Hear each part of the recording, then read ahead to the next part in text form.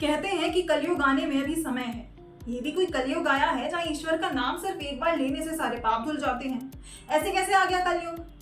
अब देखिए, इस बात में कितनी सच्चाई है ये नहीं पता, लेकिन कलयुग के राक्षस, हैवानियत भरी मानसिकता, रिश्तों को तार तार करने वाले और अंदर ही अंदर खोखला करने वाले दीमक जो इंसानी रूप में है, वो जरूर आ चुके हैं। देखिए, एक भरा पूरा परिवार है, लेकिन न जाने उस परिवार की एक लड़की है कुछ दिनों से परेशान थी। बेटी तो परेशान थी ही, लेकिन उसकी माँ और उसका 18 साल का भाई भी परेशान था। लेकिन ऐसा क्या हुआ था जो इतने परेशान थे? रात होते ही घर से आवाजें आती, और ऐसी आवाजें जो सोचने पर मजबूर कर दें कि आखिर उस बंद कमरे में क्या हो रहा है। देखिए, एक माँ जो अपनी बेटी के लिए रहम की भीख मांगती, एक 18 साल का बेटा जो अपनी बहन को बचाने की कोशिश करता, ये कहता कि पापा छोड़ दो, आपकी ही बेटी है, आपका खून है, आप ऐसा कैसे कर सकते हो। आसपास के जब लोग सुनते हैं तो वो भी सोचते हैं कि ऐसा क्या हो रहा है घर में, लेकिन गेट बंद है, चीजें पता नहीं क्या हो रही हैं।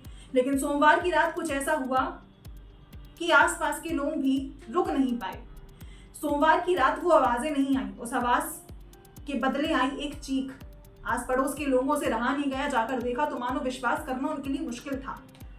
बाप तेजपाल गंगावर अपनी बेटी, जो उसकी बेटी सिर्फ मात्र 14 साल की है, उसके साथ दुष्कर्म करने का प्रयास कर रहा था।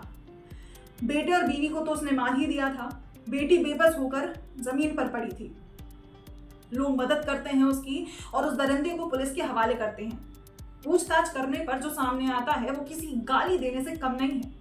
एक बाप अपनी ही बेटी को प्रेम पत्र लिखता है, उसके साथ संबंध बनाता है, यानी सीधे सीधे अगर शब्दों में कहें तो एक बाप अपनी बेटी के साथ रेप करता था। जब उसकी बीवी और उसके बेटे उसे इस घिनौने कृत्य के लिए मना करते तो वो उन्हें भी मारता। आपको बता दें कि घटना बरेली की है, जहां बाप अपनी बेटी के साथ दुष्कर्म करता था। दोषी दरिंदा शहर से सटे क्षेत्र में अपनी पत्नी 18 साल के बेटे के साथ और 14 वर्षीय बेटी के साथ रहता था। पुलिस के अनुसार वह अपनी बेटी से हैवानियत करता था और इसकी जानकारी उसकी पत्नी और बेटे को हो चुकी थी। उनके विरोध करने पर मानसिक और शारीरिक रूप से प्रताड़ित करता था। आपको बताते कि शुक्रवार को स्पेशल जज पॉक्सो एक्ट सेकंड के न्यायाधीश नरेंद्र प्रकाश ने उसे दोषी मानते हुए उम्र कैद की सजा सुनाई है। उन्होंने आदेश में लिखा कि जिस व्यक्ति के संरक्षण में उसकी स्वयं की संतान और पत्नी सुरक्षित ना हो, वहां समाज का कोई अन्य व्यक्ति कैसे सुरक्षित रह सकता है। दोषी का कृत्य न सिर्फ मानवता का कत्ल है, बल्कि संबंधों और विश्वास का भी कत्ल है। ऐसा व्यक्ति कहीं से भी दया का पात्र नहीं है। ऐसे लोग असुरक्षा का वातावरण पैदा करते हैं। कोर्ट में घटनास्थल में बरामद मंगलसूत्र, कपड़े, स्वेटर आदि प्रस्तुत किए गए। पोस्टमार्टम और डीएनए रिपोर्ट के गवाहों के बयान पर, डीएनए और सबूतों के आधार पर, साथ ही जो भी वहां पर लोग थे उनके बयान के आधार पर दोषी को उम्र कैद की सजा तो हुई, साथ ही 26,000 रुपए का जुर्माना भी हुआ। आपको क्या लगता है, ऐसी मानसिकता इंसान के अंदर कैसे आ सकती है? एक बाप अपनी बेटी के साथ ऐसा कैसे कर सकता है?